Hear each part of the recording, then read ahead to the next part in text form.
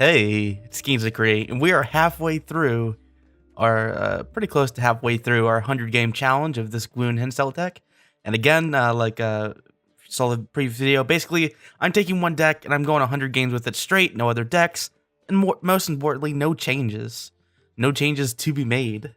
Not yet, maybe at the end, if I do continue to play this variation of the deck, but this all looks fairly good. I'll go ahead and just keep this.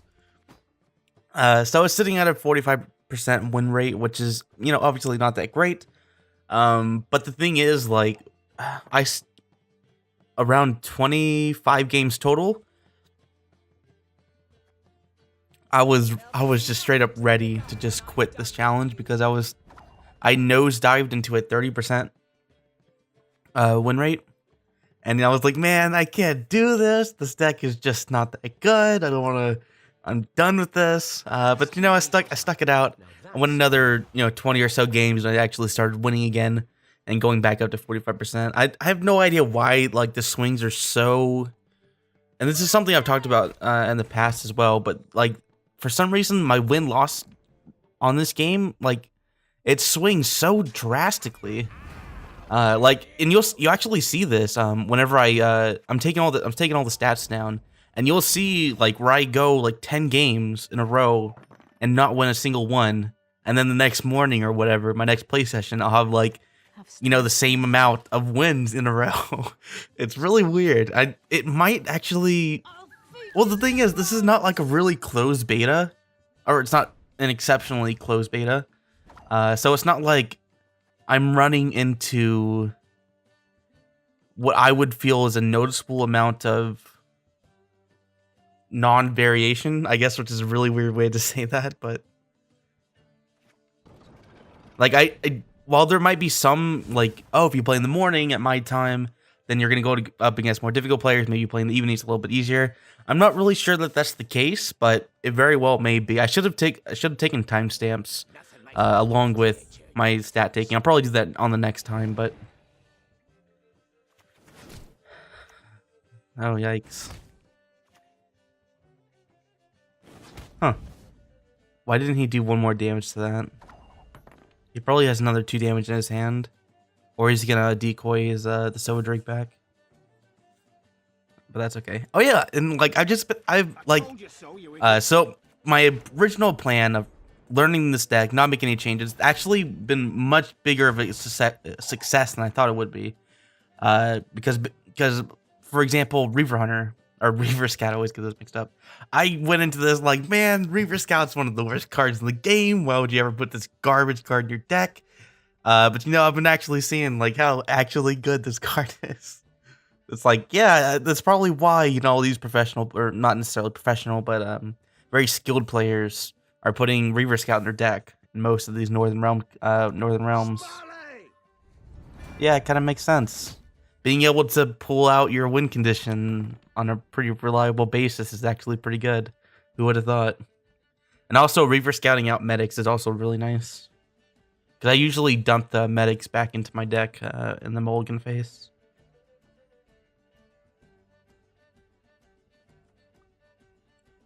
Tell me you jest.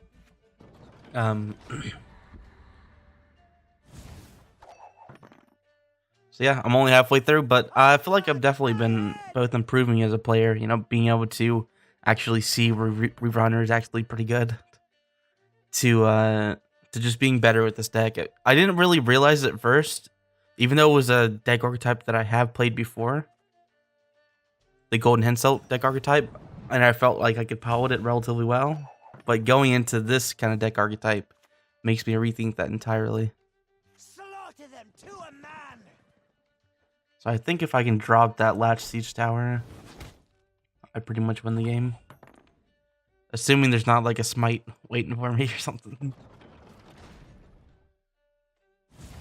Also, these games are going by so much faster than I thought it would be. I thought it would take the better part of a week to grind out these 100 games, but as it turns out, I'm 4 hours in. I've got 4 to 6 hours of video, and I'm already halfway done. It'll be pretty easy to get the rest in.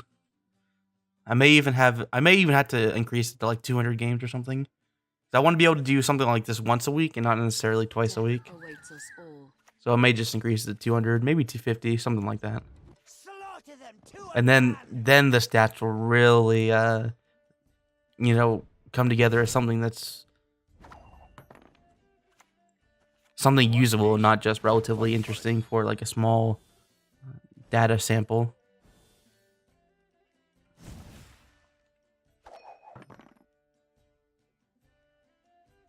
Some of the more interesting stats to note though so far. I don't want to spoil too much of it because it's gonna be really fun to break that stuff down. I've got like a whole Google sheet and everything.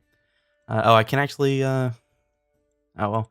So basically, I'm actually favored in like Northern Realms. So, I know Northern Realms. I think I have like a 60% against Northern Realms so far, but then I'm like literally 0 against Skelliger, which is really weird to me. I think I've played against Skelliger 4 or 5 times, and I've lost every single one. I can barely even remember what kind of deck archetypes they were. I know I have it written down in my Google sheet. Let me take a look at it real quick.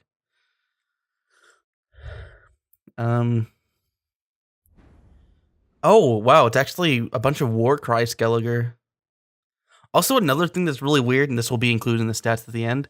The MMR rating, as you can see at the top left here, also varies pretty wildly. Like for example, what's the lowest I got on here? It looks like in the low thousands. I know a couple games ago, I went up against someone that had 1,000 MMR, and they were like ranked 106,000 on the leaderboard, which I thought was interesting. No, wait, did he have like 700 MMR? It was something really, really low. So I'm pretty sure it was 700 MMR. And then, you know, I'll also, like, within the same play session, I'll go up against people that have like 4,000 MMR, you know, ranked like 500 on the ranked ladder. It'll be interesting to try and break that down and see, like, is my win rate pretty consistent across the board no matter what the MMR is? Or does it, like drop sharply when going up against higher ranked, or maybe it rises sharply, or maybe it actually goes down against lower ranks? Who knows? And again, you know, like, the MMR is not actually going to be a very relevant thing. I just thought it'd be interesting because I'm not playing ranked, which means, you know, that has a whole assortment of issues when trying to actually get meaningful analysis out of it. But it's something I thought would be fun. I'm also counting like what my round percentages are. Like right now, I've got like 30 games here recorded on my sheet, and I win the first round like 80, like 90% of the time. And I've only actually had to go. I won round 2 and round 1 about once. It looks like twice. Yeah, twice. I'm almost always passing and going to third round, so that's pretty interesting. What do you want of me? Let's see. I won round 2, and then round 3. I lost round 1 a single time against a golden Henselt and less. That's fine. I can just bring back the tower right away. Let's see here. What else do we got? This is really. I wish I had taken a little bit more stats though. But since this is kind of the first time, this is the learning experience. This is the trial period.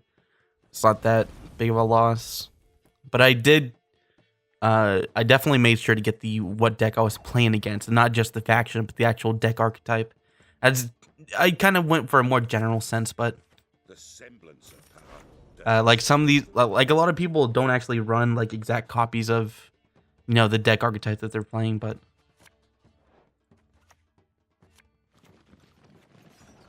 I tried to get it pretty close. I've only gone up against a single Get L's monster, and that was my very first game. A bunch of golden full test, or golden Henselt, some siege full test.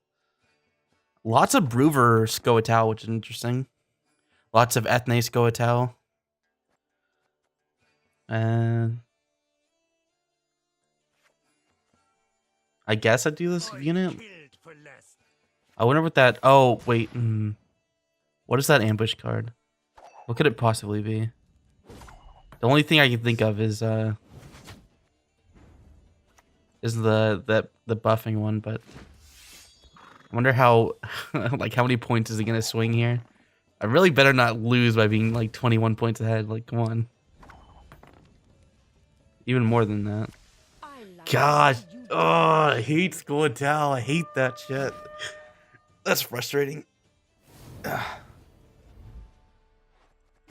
Yeah, so I've been going against a lot of stuff like that where you have no way to, counter that shit. But anyway, I don't want to get salty.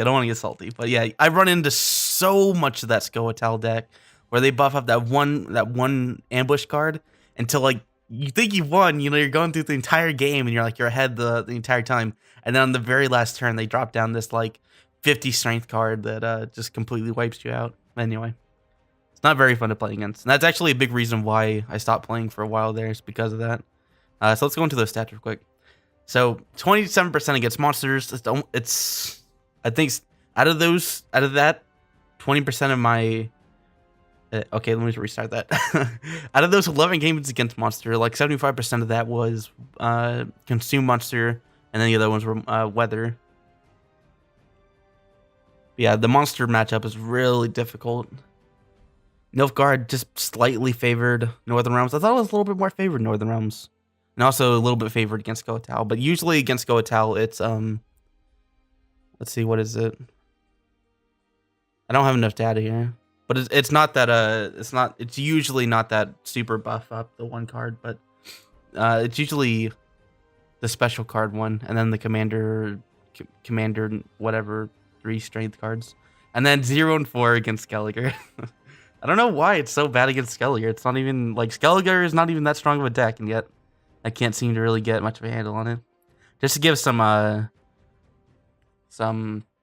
reference, some of these other decks, Temerian Sport never played with Gwent Tracker.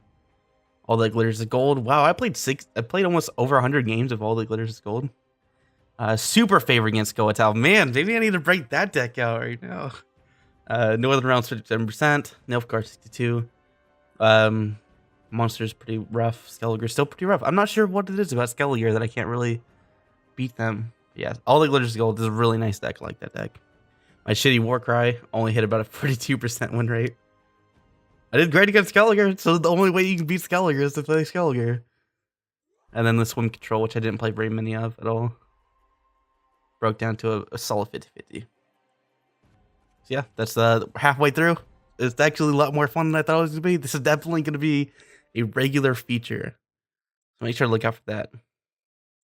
The final video should be here in 2 days. I could probably like grind out the rest of those games like tonight or tomorrow morning, but I want some time to be able to kind of look through the stats and kind of evaluate it.